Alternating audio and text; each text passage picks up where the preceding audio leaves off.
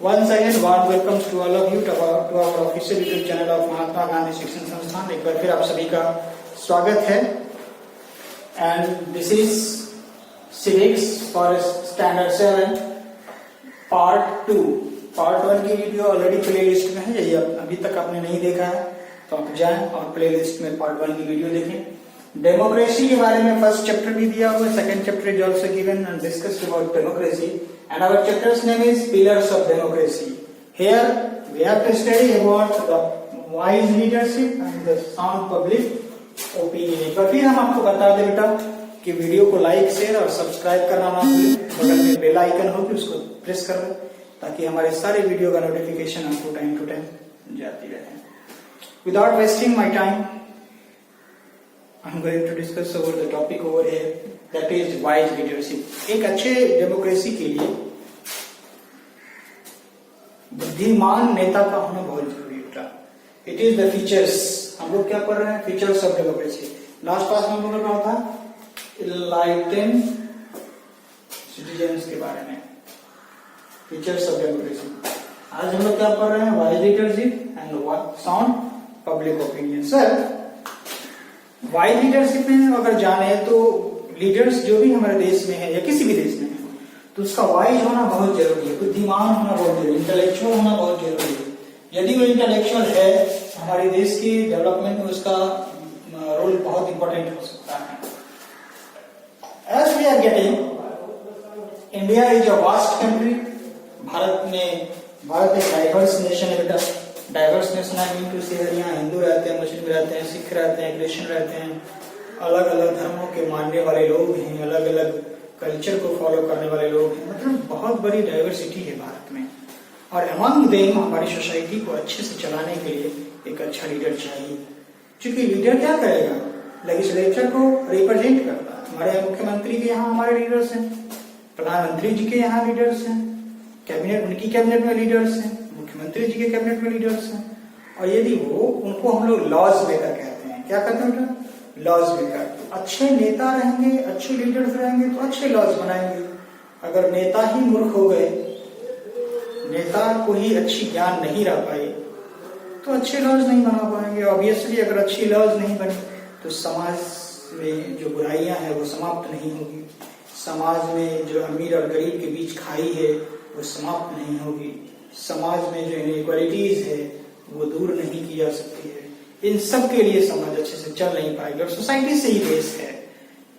तो अगर wise leader नहीं रहे तो हमारी सोसाइटी पर इसका ग्रेट इम्पैक्ट पड़ता है, एक बहुत बड़ा प्रभाव पड़ता है। अब भारत में आपने लीडर्स को चुनने के लिए क्या करते हैं? इलेक्शन होती है। 5 ईयर प्लान है इलेक्शन का हमारे यहाँ।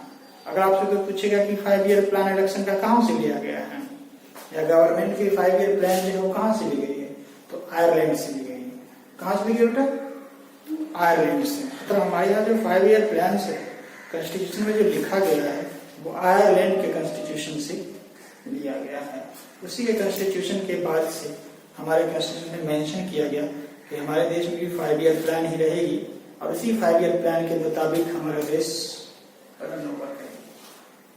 समझ में आ रहा है? जब इलेक्शन होती है तो इलेक्शन के लिए इलेक्शन कमीशन है। इलेक्शन कमीशन इलेक्शन का अनाउंस करते हैं। अनाउंस के बाद से जो लोग होते हैं कंटेस्टेंट, तो जो कॉन्टेस्ट में हिस्सा लेना चाहते हैं वो नॉमिनेशन करवाते हैं। नॉमिनेशन के बाद इलेक्शन होती है। इलेक्शन के बाद उसका कुछ दिनों के बाद रिजल्ट होती है। उस रिजल्ट के बाद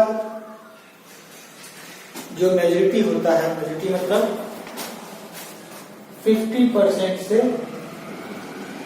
एक ज्यादा, मोर देन 50%, 50% टोटल सीट्स का जो 50% होगा, 50% से अगर एक सीट ज्यादा है, एक एमपी, एक लीडर ज्यादा होता है, एक कंस्टिट्यूएंसी में ज्यादा लीड करता है तो वो सरकार बना सकता है। तो इलेक्शन के बाद से जो मेजोरिटी में मतलब 50% से एक ज्यादा जिसके पास सीट्स होता है वो सरकार बनाने के योग्य हो जाता है, वो सरकार बनाती है, वो गवर्नमेंट को फॉर्म करती है।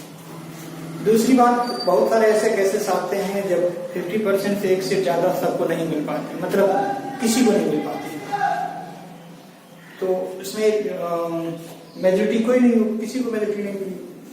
तो इन दिस केस गवर्नमेंट क्या करेगा, अलायंस करेगा। क्या करेगा, अलायंस करेगा। अलायंस करेगा मतलब क्या, अलायंस आई मीन टू से कि एक पार्टी दूसरे पार्टी के साथ मिल जाएगा, मिल जाने के बाद फिर 50% एक से ज्यादा को पूरा करेगा। पूरा अगर हो गया तो गवर्नमेंट फॉर्म होगा। गवर्नमेंट 2 या 3 या अलग अलग पार्टियों के मिलाकर गवर्नमेंट का फॉर्मेशन हो जाएगा। जब फॉर्म हो जाए वो जो गवर्नमेंट फॉर्म होता है बेटा, that is known as coalition government. That government is known as coalition government. तो क्या कहते हैं बेटा, coalition government. Wise leader can run the government properly, हमने पहले ही कहा दिया। अच्छे लीडर होंगे तो देश को समझेंगे, सोसाइटी को समझेंगे, सिचुएशन को समझेंगे, वो सिचुएशन के हिसाब से वो लीड करेंगे, सिचुएशन के हिसाब से वो डिसीजन लेंगे, सिचुएशन के हिसाब से वो लॉज बनाएंगे, लॉज बनाने में इंपॉर्टेंट रोल प्ले करेंगे।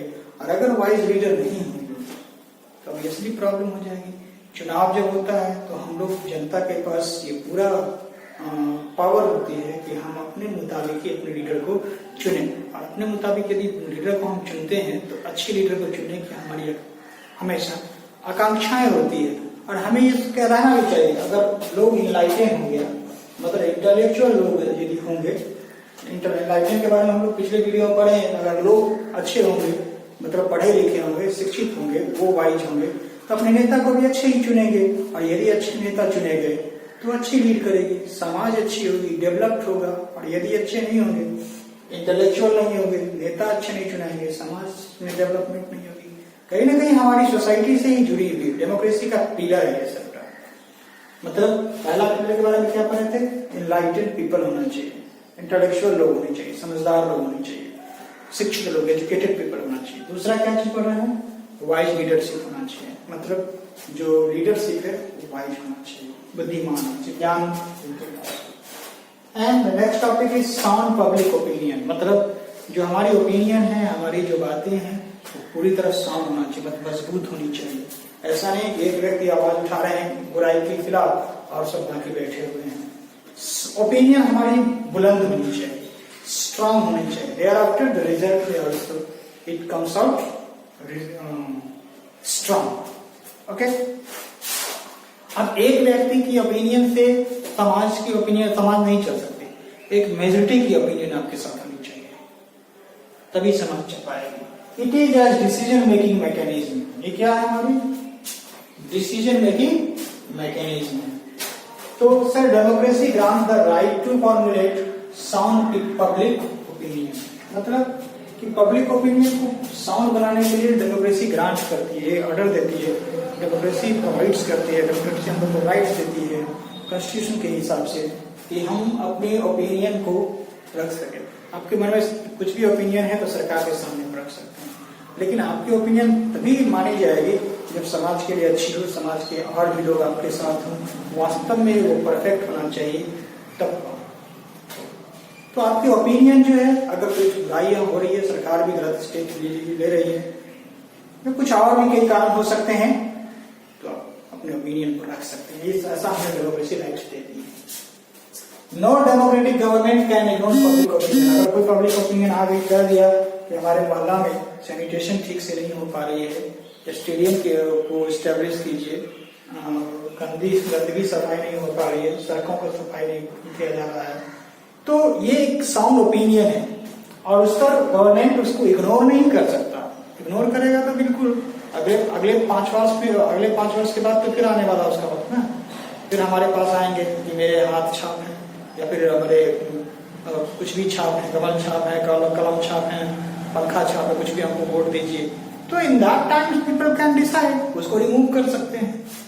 ओके, कौन रिमूव कर सकता है? अकेले तो नहीं निकल के आ सकता है, ग्रुप ऑफ पीपल कर सकते हैं। इसीलिए ग्रुप ऑफ पीपल का ओपिनियन होना, साउंड होना बहुत जरूरी है। अगर ओपिनियन को साउंड बनाना है तो ग्रुप ऑफ पीपल भी आपके साथ होना चाहिए। अच्छा, ये ओपिनियन मतलब होगा क्या? पब्लिक ओपिनियन मतलब क्या? विशेष होगा, कामनाएं होंगी, इच्छाएं होंगी। विशेष of people of any issues, किसी समस्या पर जो विशेष होती है, आकांक्षाएं होती है, उसको हम लोग पीपल की आकांक्षाओं को पब्लिक ओपिनियन कहते हैं। इनलाइटेंड सिटीजन्स और lead by wise leaders. Enlightened citizen और जो हमारे वाइज लीडर्स हैं, बुद्धिमान नेता हैं, और इंटेलेक्चुअल अगर लोग रहेंगे तो बुद्धिमान नेता को चुनेंगे, और बुद्धिमान नेता अगर चुनेंगे तो बुद्धिमान नेता हमेशा साउंड पब्लिक ओपिनियन ही क्रिएट करता है। तो हमारे 3 पिलर के बारे में हम लोगों ने पढ़ा है, इनलाइटेंड सिटीजन्स के बारे में, वाइज लीडरशिप के बारे में, और साउंड पब्लिक ओपिनियन के बारे में। नेक्स्ट क्लास में हम लोग मिलेंगे, वहां नेक्स्ट क्लासेस में पढ़ेंगे next topic, next pillars of democracy के बारे में। अगर इस वीडियो से आपको कुछ भी समझ में प्रॉब्लम हुई है, you must have to go on comment box, comment, हम आपके कमेंट का जरूर आंसर देंगे। मिलते हैं आपसे नेक्स्ट वीडियो में, तब तक